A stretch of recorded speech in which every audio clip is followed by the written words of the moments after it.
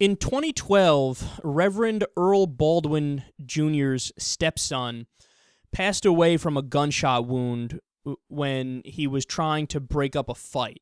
Okay, really, really sad story. This kid had nothing to do with the problem and got in to break it up, got shot, and died. So Baldwin went to the hospital where his stepson was laying there already dead. Died, I believe, pretty much as soon as he showed up. And he was crying, and he put his head on his stepson's shoulder and prayed. What happened next is stunning. Reverend Baldwin told me he laid his head next to his dead stepson's head while in Mercy Hospital's ER.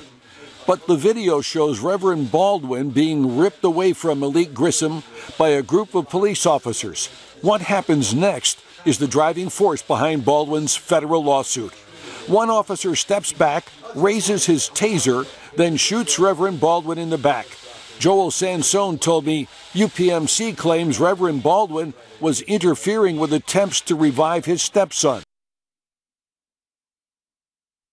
You tased a guy praying over his dead stepson's body.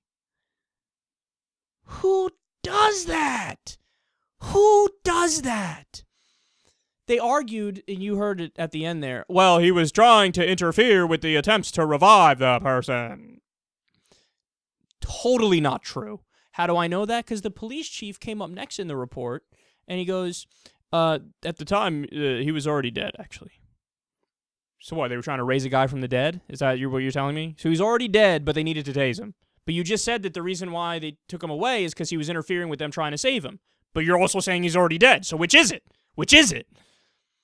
No. Look, is there anybody on the planet who could look at that and say there wasn't a better way to resolve that situation? First of all, there's 42 dudes who are there and who are big. You guys could not detain him? You couldn't bring him back. Even if, let's say, for whatever reason, even though I don't believe this, let's say the kid wasn't dead yet and they were really trying to revive him and the guy was in the way. You can't take him and forcefully move him back 10 feet? You can't do that? I don't believe that for a second. There are so many of you, there's one of him. You couldn't, look, I would be okay with that, even though it's still kind of dickish. You're telling me you couldn't say, if that really was the situation, hey man, look, your stepson has a chance, but you're being here, you're getting in his way. So you gotta let the doctors do their thing, baby. Let's back up a little bit. Let's do this, okay? Let's hang tough. You couldn't do that? Not any of the 42 people there are rational enough to stop, calm somebody down, and de-escalate the situation. But your job is supposed to be to de-escalate the situation. You're police officers, but they can't. Why? Because police officers, in many cases, have become a caricature of themselves. You know what this reminds me of? It's sad, but it's true. One of the Harold and Kumar movies, I think the one where they escape from Guantanamo Bay, where the cops are like just brazenly racist in like the caricature kind of way. That's what they are here. Like, there he is. A black guy praying over his dead stepson's body. Must be a threat. Tase him! But I don't know. Look, even if I'm as kind as humanly possible to the situation, and I grant you everything about your story, there was still a better way to handle the situation, but you didn't do it. You didn't do it. Why? Because you didn't care to do it. Now, let's stop for a second and think. If this was not a black man, okay, if this was in a district near Wall Street, a hospital in that area, if this was in Westchester County, if this was in Beverly Hills, if this was a hospital where a lot of rich white people go, does anybody think that would happen?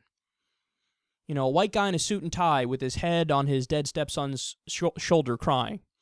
Would the police detain and tase? If you believe that, you know nothing about the United States of America. This stuff is sad and it needs to stop.